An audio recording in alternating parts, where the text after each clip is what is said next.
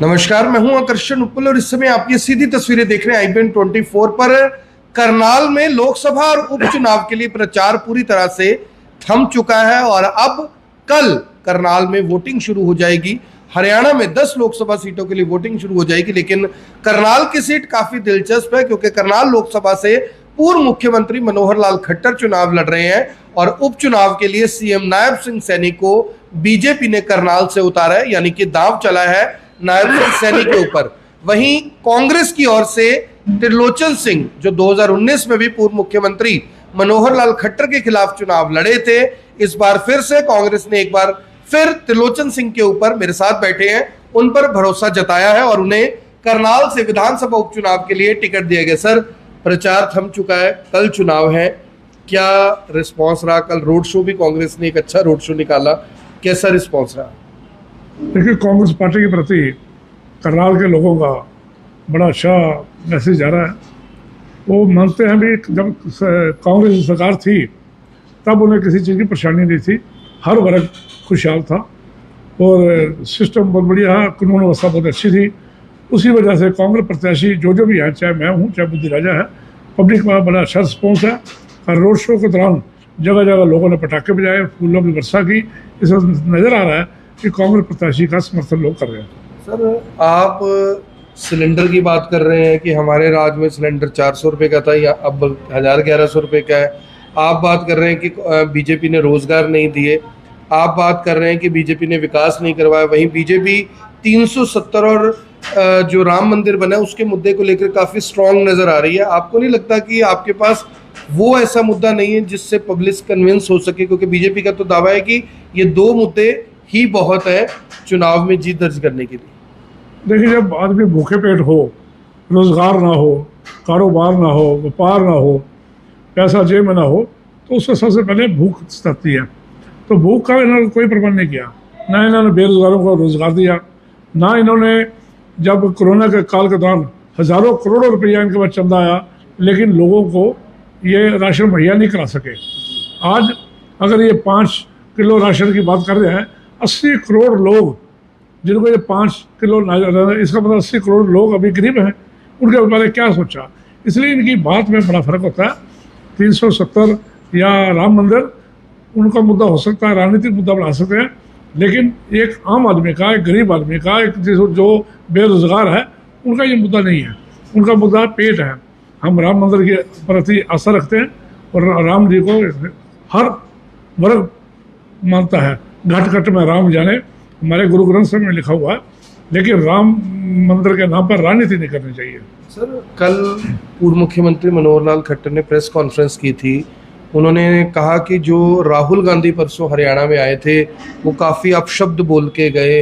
वो बोल कर गए कि 1 जुलाई को लोग अपने खातों में चेक करने 8,000 रुपये आगे होंगे। तो उन्होंने कहा कि ये तो इस तरह की बात हो गई कि ना तो यानी कि मीरा नाचेगी, और इस तरह का उन्होंने एक उदाहरण दे दिया। आपको क्या लगता है कि राहुल गांधी को जल्दी नहीं करके इस बारे में? नहीं, राहुल गांधी बड़े सोच समझ की बात करते हैं। ये कहते हैं अपशब्द बोले। जब इन्होंने कुछ समय पहले राहुल गांधी को जमूरा बोला था तो करनाल के लोगों ने इसमें प्रोटेस्ट किया था। जब ये कहते हैं गर्दन काट दूंगा या सेल्फी फेंकते हैं, इनको तब नजर नहीं आता भाई ये क्या बोल रहे हैं। राहुल गांधी बड़ी सोची समझी बात करते हैं, बड़ी गहराई वाली बात करते हैं, और उनके ऊपर कटाक्ष करना ये साफ नजर आता है, ये बुखलाए हुए हैं। कैसा लग रहा है आपको? कल चुनाव है, दिल की धड़कनें बड़ी होंगी क्योंकि चुनाव में बहुत तैयारी लगती है, पैसा भी खर्च होता है, मेहनत भी लगती है, रात रात भर सोना भी नहीं कई बार हो पाता। तो कल रात को नींद कैसी आई और आज रात को क्या कुछ रहेगा? देखिए, रात और नींद वैसी थी जैसे पिछले दिनों में रही है, 20-25 दिन से। आज रात क्योंकि कल सिर्फ पोलिंग है तो नेचुरली सारी तैयारियों में जुटे हुए हैं। बूथों को मजबूत करना, क्योंकि बूथ 70 पे ये हेराफेरी ना कर सके, उसकी हम तैयारी कर रहे हैं, ताकि अगर ये कुछ करे तो इन पे हमने कैसे जवाब देना है उसकी हम तैयारी कर रहे हैं। हमारे नौजवान साथी तैयार हैं। अगर ये किसी तरह हेराफेरी करेंगे तुरंत हमारी टीमें वहाँ पहुँच जाएंगी और इनका जो बात होगी वो मौके पर निपटा देंगे। तो क्या लग रहा है आपको, जो आपने 4.5 साल तक करनाल के लोगों के विपक्ष में रहते हुए आवाज़ उठाई, लगभग 9.5 साल से आप लोग विपक्ष में हैं, क्या आपको लग रहा है कि ये मुद्दे करनाल के लोगों के उतना काम आएंगे? क्या वो वोट डालते हुए इन मुद्दों के बारे में सोचेंगे? क्या उनको लगेगा कि त्रिलोचन सिंह वही शख्स है जिनको उन्होंने वोट देना है, या फिर नायब सिंह सैनी भारी रहेंगे? देखिए, पहले नंबर तो 450 जो मुद्दे उठाए, उसी वजह से मेरे को टिकट मिली जी। मेरे देख के भी संघर्ष मेरे साथी है। और 4.5 साल जो संघर्ष किया, करनाल के लोग उस बात को मानते हैं। मैं कोई तो है वार्ड उठाने वाला, मैंने वार्ड उठाता रहता हूँ और लोग मानते हैं इस बात को, उसका मेरे को अच्छा रिस्पॉन्स मिल रहा है। तो लोग लोगों तक मैं जब तुम जानते हैं त्रिलोचन सिंह है, ये अरेस्ट हुए थे, ये फलाना हुआ, ये कुछ ना कुछ मेरे बारे में जानते रहते हो।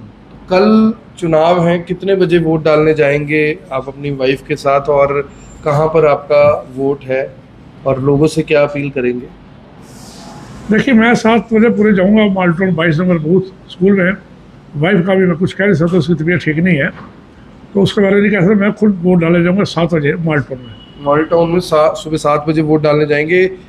अब प्रचार तो थम चुका है, वोटिंग कम हो रही है, हीट वेव की कल आशंका जताई हुई है मौसम विभाग ने, तो लोगों से कुछ अपील करना चाहेंगे कि किन मुद्दों पर आप लड़ाई लड़ रहे थे, और क्या अब जो कल चुनाव हो रहे हैं, कल लोग वोटिंग का ज़्यादा से ज़्यादा इस्तेमाल करें, कुछ कहना चाहेंगे लोगों को? सबसे पहले मैं ये कहना चाहूँगा, हर शख्स वोट का इस्तेमाल करे और पोलिंग बढ़ाएं। पोलिंग परसेंटेज पिछले साल 49% रही, तो क्योंकि सीएम के खिलाफ थे लोग, अब फिर मौजूदा सीएम के खिलाफ है, वोट जरूर डालो। वोटिंग रेशो जो है बढ़ाया जाए और हर आदमी को वोट डालनी चाहिए। दूसरा, जितनी उनके वोटर रेश बढ़ेगा, वो उतनी हमारे को फर्क पड़ेगा, वो कांग्रेस पार्टी के हक में जाएंगे। इसलिए दोनों मुद्दे हमारे अहम हैं।